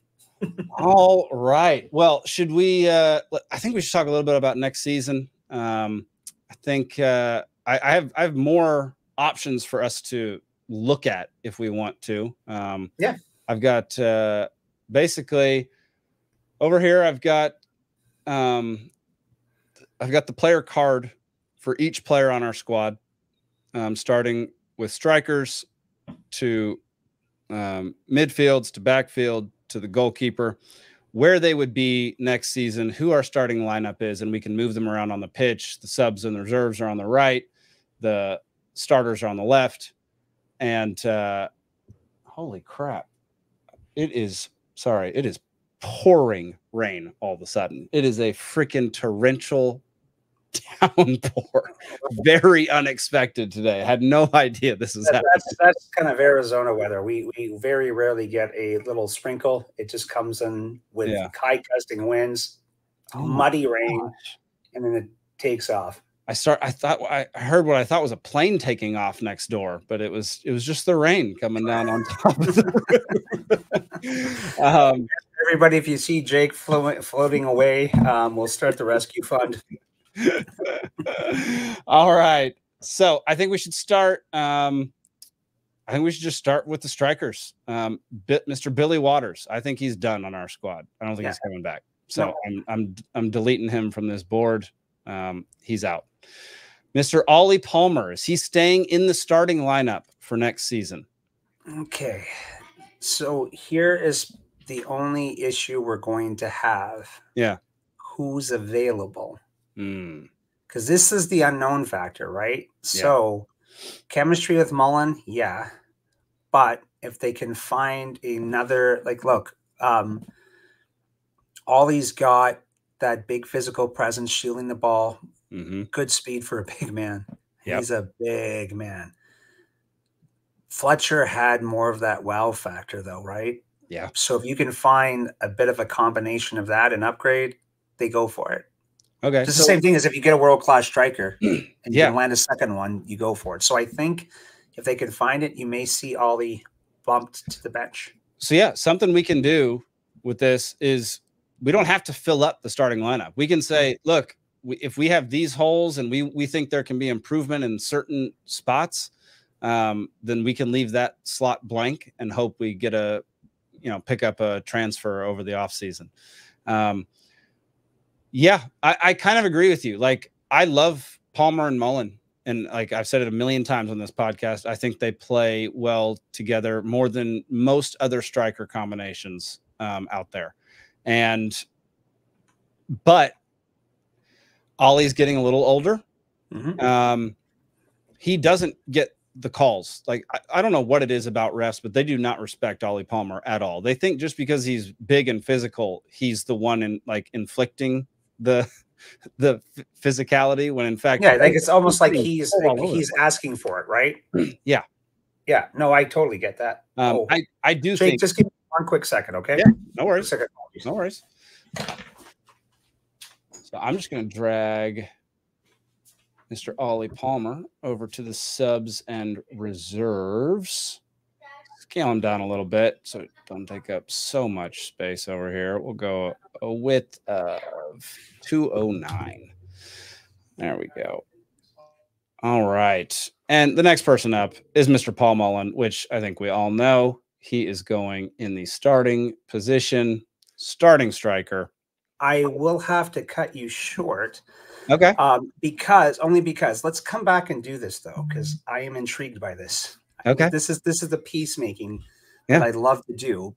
My daughter's year-end soccer party is about to happen in 15 minutes. Oh wow. Okay. And I'm not dressed. Like, literally, today was the first day I got to sleep, and I was dying. I looked at my phone when Jake literally texted me at 6:08 a.m. my time. That's a little bit different his time, right? So it didn't wake me up. But then when I saw the text at 9, that would have been 9-ish my time. You're like, dude, I gotta know what we're doing. I'm like, I'm still in La La Land. And I was like, oh, yeah, I'm good. And you're like, I'm already out for lunch. I'm like, yeah, darn 3-hour time difference, right? Yeah. So yeah. Next year it won't be a 3-hour time difference. I can roll out of bed and start talking this stuff in seconds, right? Because I'm kind of nuts that way. But let's definitely come back to this, because this I love. And let's get your wife in on this too, because I always love the third perspective. Heck yeah. Because I want to see what she's seeing that we're not seeing. But I think we're off to a good start on this. But hey, what an awesome, Jake, if we were sitting down celebrating Cinco de Mayo today together, your wife probably would have got annoyed with me because I would have still been at the restaurant talking soccer with you and wouldn't have been allowing you to leave. So yeah, but we had so many margaritas it wouldn't matter. So yeah, all I can say is, we can talk about this season so much, and I do want you to do the review of the episodes, and I wouldn't mind jumping on a few of those because it ties, besides the community feel, which I love, but it just ties back into the moments of the season that we were feeling, and I want to see it from the club's perspective as opposed to ours. Yeah. Right. All right. So, thanks, brother. This is always fun. Always fun. You, Steve. Yeah, I love having you on, man. Looking forward to the next time. Yeah, we'll get you back on a couple times during the off season. That way we can keep this up. Sounds awesome. And sorry for having to cut this short. It's all good. Me having to be a dad and my wife giving me that look like, are you not coming? I'm like, what are you talking about? Oh, shoot. That thing called time. Yep. How long have we been talking? Like an hour and 35 minutes. That's felt like, to me, honestly, 20. Yeah, it has not felt very long. Wow. It is what it is. All right, brother. All right, Steve. We'll see you next time, buddy. Up the town. Up the town, man. Up the town. All right. Peace. Peace. All right, y'all. I'm going to finish it out solo. I'm going to continue on this train of who I think our starting lineup will be next season. And then I'm going to get, once Steve is able to come back on an episode, I'm going to get my wife on, and we're gonna talk what their thoughts are for this whole setup, because I'm definitely interested. I'm also interested to hear what y'all have to say. If y'all have any comments or anything like that in the comment section, feel free to send them my way. I know let's see. I got to minimize that. Apologies. There we go. Okay. So yeah, if y'all have any comments whatsoever, send them my way, and I'll take heed and take that into consideration. Mr. Jack Marriott is the next person we have to talk about. Look, he finally scored his only goal. It was against Forest Green. Scored his only goal for Wrexham this season. I like him. He hustles. You can see him working really hard. I think he might at times have been working a little too hard to get that first goal. Okay. So I think because he was trying to prove himself in Wrexham, I think he may have been working a little bit too hard, but I do have faith in him. I think he can do it. So we're going to bring him over to the subs lineup here. Put him at 209 there. So Jack Marriott and Ollie Palmer are starting on the bench. Mr. Stephen Fletcher is the next one. Again, I think he is a striker on the bench. I think he will be a super sub with us next season. Very similar to this season. Who do we got next? We've got Sam Dalby and Jake Bickerstaff. Those are our next two. I personally think that Bickerstaff will be down in the reserves. I probably didn't make these small enough, but it is what it is. I'll resize them again later. Bickerstaff down in the reserves, and I think Dalby's down in the reserves, because I do think we go out and get another striker at some point this season. I like Dalby. I like what he did for us last season. I don't think that he had enough quality play this season to warrant keeping him in a consistent substitution. So yeah, I'm going to put him down there in the reserves. Up next, we've got Scott Butler. I mean, I don't think we keep him around, honestly. I don't know for sure, but delete him. Actually, rather than deleting him, I'm just going to make him disappear. Owen O'Connell, 100%. He's staying on our squad. He's going to be back here, shoring up our defense without a doubt. Without a doubt. Not even a question. Jacob Mendy, I think he stays in as a sub once he's healthy. Yeah, these players are too big. Up here on the left side, I did not make the field big enough to accommodate for all these. So here's the thing with McLean. I liked him the most when he was playing that midfield position. It was when Evans was out, which was unfortunate, but I really enjoyed him playing that center position when Evans was unable to be on the squad. So I'm going to put him in the center there. Cleworth, 100% coming in right here. He's right next to O'Connell. Like, not even a doubt in my mind with that one. Boyle, I actually think Boyle ended up proving himself. All right. So I'm going to bring him in. I'm going to try to get him, let's see, in front of, there we go. That way. Yeah. Apologies for that. I should have just cut off their number and name there, because everybody who's watching this knows who they are. But it is what it is. I can put, there we go. I'm going to put, boom. All right. So next up, we've got Bolton. So I think Bolton stays on the bench. I think he is a great sub. I like his explosiveness, and I like his, he's like a little tank, just running directly towards folks. He's a wrecking ball, which huge fan of Luke Bolton. I hope he sticks around for a very long time. He's a great young player. Barnett, I think, stays in the starting position on that side of the pitch, on the right side of the pitch. I don't see him losing his spot to Cleworth. In fact, let's see. Let me get all of these guys to shift down a little bit just to make that a little better looking. There we go. So we got our defense picked. I think that's a League One competitive defense right there.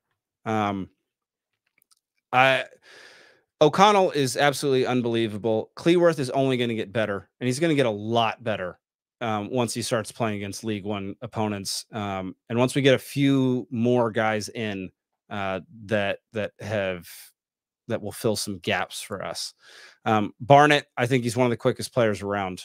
He is so deceptive and slippery. I love some Ryan Barnett. Will Boyle, like I said, proved himself. Me and Steve talked about this a few minutes ago. He proved himself, redeemed himself for that. It was like a 3-game stretch where he was terrible and everybody thought that he would get cut. Even I thought he wouldn't be playing again, but turns out redemption. Jacob Mendy, he'll come back strong. He's another player I have full faith in. I have no doubt that Jacob Mendy will be in that starting lineup. If not every week, most weeks. You know, obviously this will change from week to week, but these will be my picks for our starting lineup. Aaron James, I really don't know much about Aaron James. Sorry. I'm just going to take him out because I've not seen him play one game for us. So you can only know so much. Tom O'Connor, 100% in. Yes, without a doubt. Midfield, there we go. There with James McLean. Elliot Lee, yes. Right there. All right. And then Jordan Davis, he will be a bench player for sure. And like I said earlier in this episode, I do think he can improve enough to make it in that starting 11, if not consistently a few times a year at the least. James Jones, bench player for sure. I like James Jones. I think when he comes in, he provides something good for us. And while I do think his position could be bolstered by somebody else, I do like that he's on our squad right now. Anthony Ford, exact same reasoning.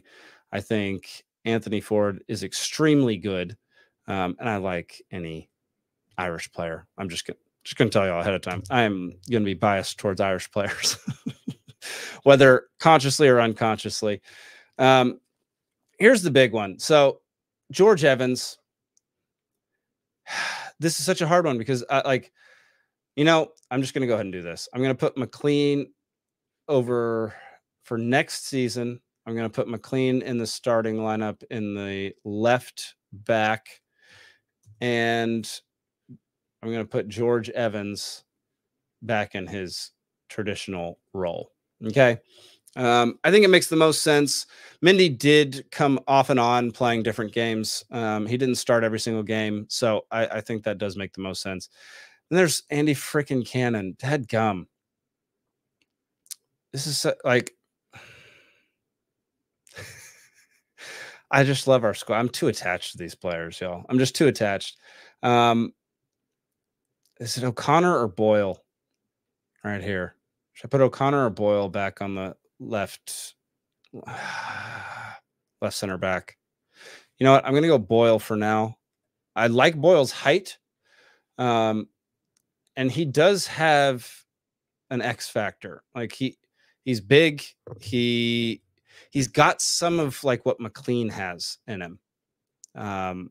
Which is that fire and the ability to really piss off opponents and kind of be an enforcer out on the pitch. And there's Andy Cannon. Like Andy Cannon, I think should start every single game until he shows that he can no longer play football. That dude is absolutely unbelievable. Okonkwo, starting goalkeep, 100%, without a doubt. Like, is there even a debate? McNicholas. So McNicholas was actually the Texan of the match for one game. Luke McNicholas, it was I forget which game it was, but he was fantastic. Great young keeper. Really hope we keep him around because I thought he did extremely well. I don't really know much about Liam Hall.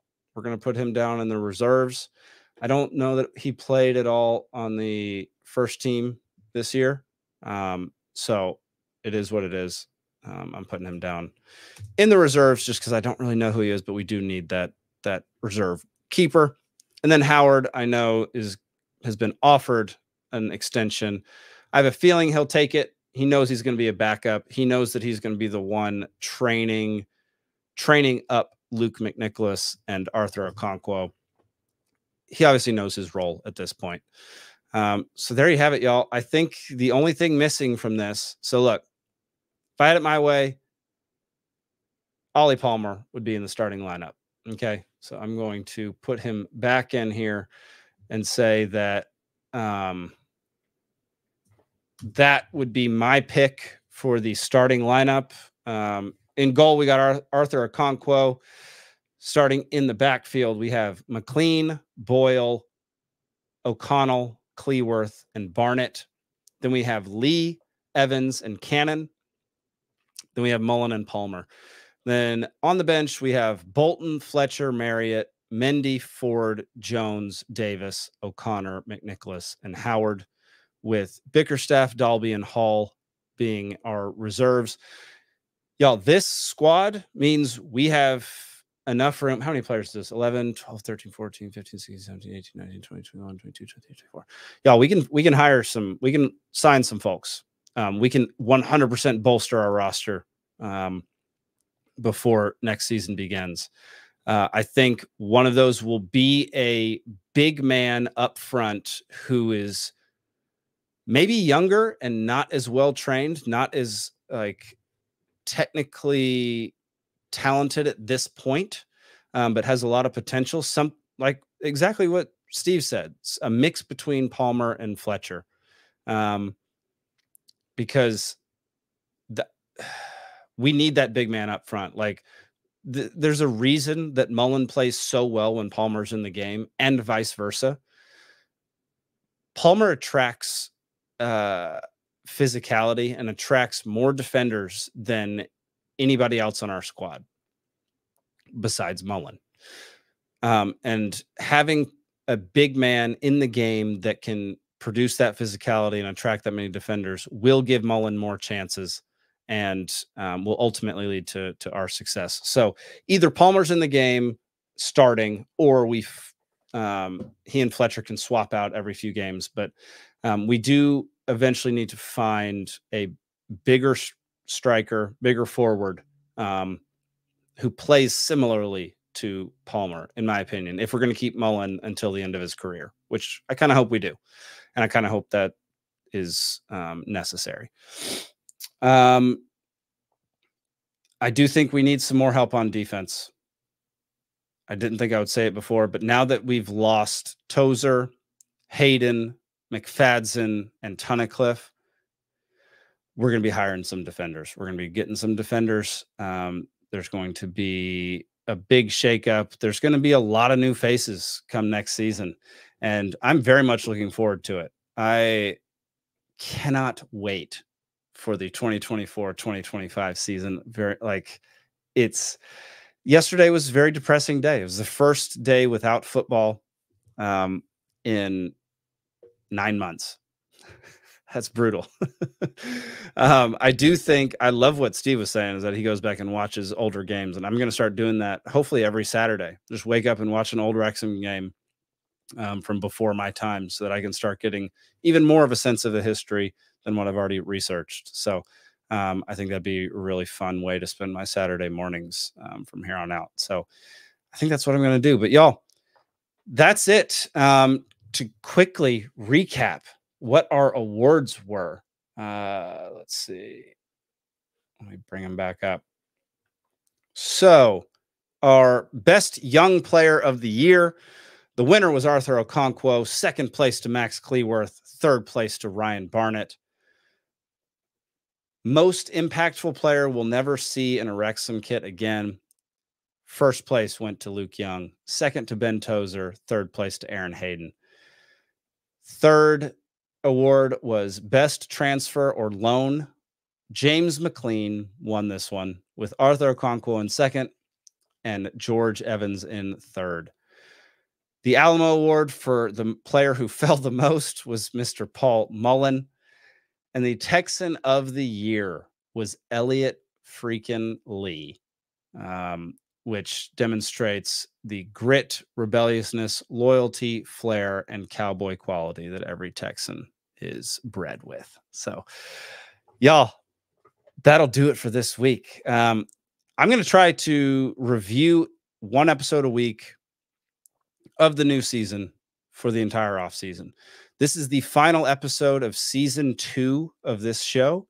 It is episode number 62 overall, and it has been extremely fun to make this show. I haven't always been extremely consistent. There are times when I miss a week or two, which I explained last week.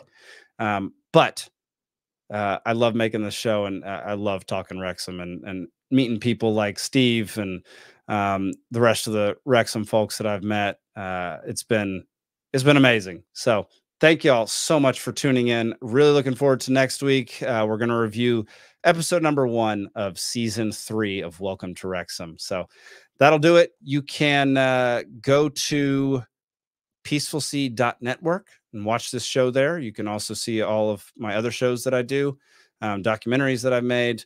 I'm going to have some merchandise coming out very, very soon. And, oh, by the way, the Texan of the year, I'm making a custom belt buckle, big old silver and gold belt buckle. And I'm going to send it to Mr. Elliot Lee for winning that award this season. So I'll make sure to grab a picture of that and post it on Instagram and Twitter before that happens. So go follow me over on Instagram and Twitter, WXMTexan on both, Wrexham Texan on both platforms. Yeah, y'all, that'll do it this week. What a fantastic season. Love everybody out there. Thank y'all so much for watching, and up the town. You search my soul with all your heart, you're gonna see it. You're gonna see it. And if you knock my soul with all your strength, you're gonna find it. You're gonna find it.